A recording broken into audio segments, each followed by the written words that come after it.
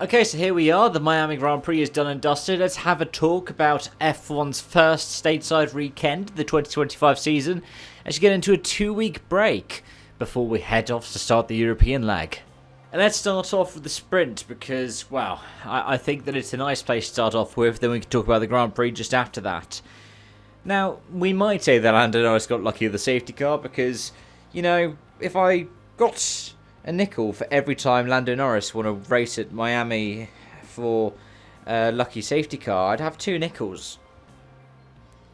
But in reality as well, he has just been good. Generally. He performs really well. He can make the most out of the opportunity when it's handed to him. And he did so in the sprint. Ended up taking the win from Piastri with Hamilton in 3rd place, making it yet another track he scored a podium on. I think I saw a stat saying that he is now finished in the top 4 at every circuit he's raced on in his F1 career. Wonder how many of them he hasn't gotten to the podium on though. George Russell was in fine form in the sprint, but perhaps the standout one was Lance Stroll getting a 5th place, whilst his teammate Fernando Alonso was out of the race. It was, nice to see Stroll get so high up. You did feel for Kimi Antonelli, who lost out because he had to go essentially a drive-through where he picked up damage because Max Verstappen got unsafe released into him. Max Verstappen, who has finished in the point in every single F1 sprint in history up until yesterday. I also think it was the first time in nearly a decade that he finished a race and didn't score points. I think Spa 2016 I saw was the last time.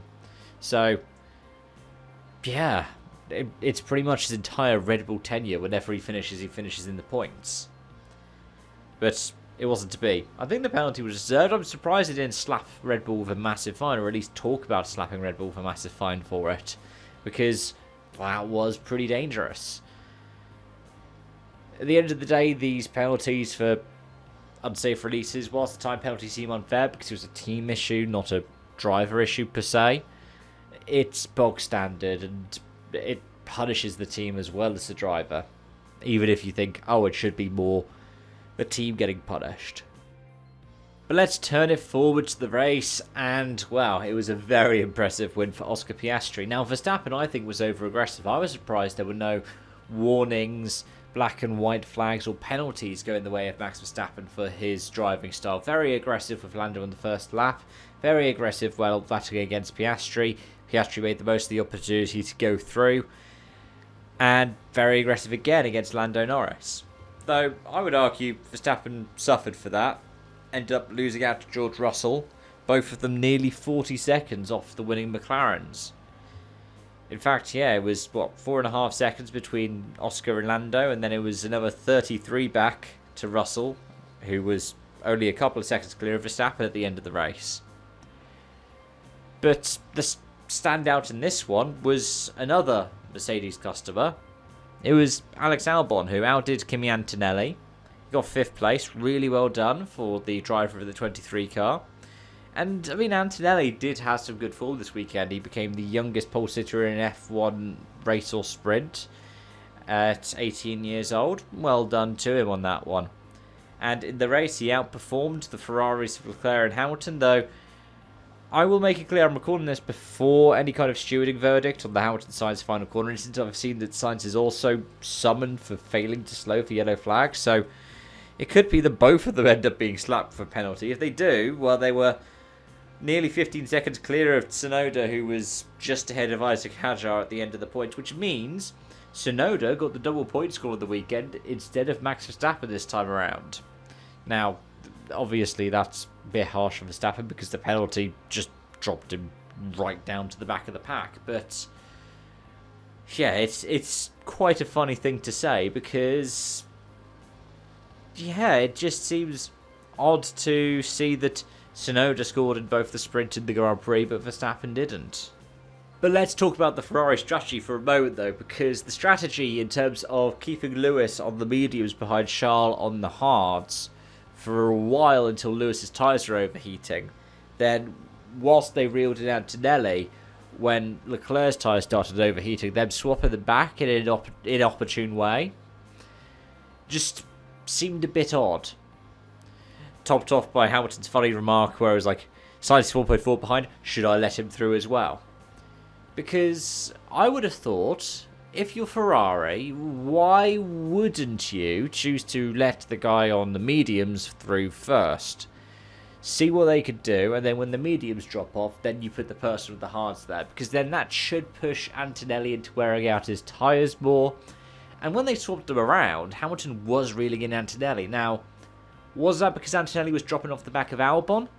Or was that because the mediums were better than the hards to be on? I can't really tell. I think it may have been a little bit of column A, a little bit of column B. But the gap to Leclerc stayed roughly the same. Now, maybe that's the DRS, being able to keep Leclerc in the frame. But I'm not so sure. I have a feeling that there was a possibly mild performance edge Lewis Hamilton's way over the course of the race. But at the same time, I think it was right for them to switch back. What I would have done, like I suggested, I would have gotten Hamilton ahead of Leclerc maybe in the first couple of laps of the stint, because they were close together the entire stint. And then when Lewis's tyres noticeably dropped off and Leclerc was having to slow down, because you can see that in the data, or if Lewis continued to catch Antonelli but doesn't pass him, going into, say, the final lap, provided that the gap is more than 2 seconds to Sainz, sort them back around. You could even do it at the last corner and just go, well, we gave you the chance, you weren't able to do it, Charles, the person in the better position in the championship, so let's do this.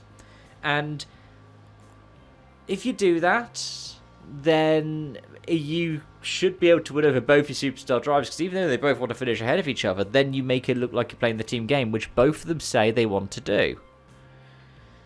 It's utterly bizarre. But I think what's even more bizarre is the fact that Fernando Alonso still hasn't scored any points this season. The 4 drivers who going into this race hadn't scored any points have continued to not score any points so far in 2025.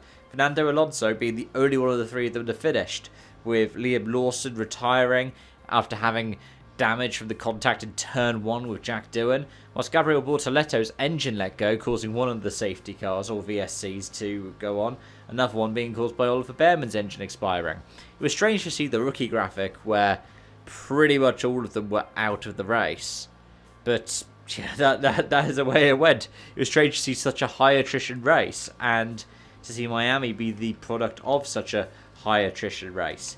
But yeah, Alonso still hasn't scored any points this season. Of the 4 finishes he's had 2 11th places and 2 15th places. Bearing in mind that Lance Stroll, from what I can see, is still joint 10th in the standings. He is, on the same amount of points as Esteban Ocon, which I guess technically means it's even joint 9th. But, yeah. These things happen in Formula 1. Sometimes you will find that, you as the most storied driver in F1 history that many people still reckon is the greatest of all time, can be pointless a quarter of the way into the season. And somehow your teammate, who I would say is probably the most hated driver in Formula 1, is on the cusp of the top 10. Battling against the likes of Esteban Ocon and Alex Albon in the point standings. And being the person who has scored 100% of your team's points over the course of the season so far. Despite being, slower than a teammate who span early on in the race during the Grand Prix. And let's talk a bit about the driver standings. The top 10 is still a bit strange. It's not surprising the McLarens are first and second, and Oscar Piastri has 16 points in hand over Lando Norris, 32 in hand over Max Verstappen, nearly an entire sprint weekend. Russell's in 4th, 6 points behind Max, whilst Leclerc is 40 points behind George Russell. He has finally cleared Andrea Kimi Antonelli, but only by 5 points at the moment, 53 to 48.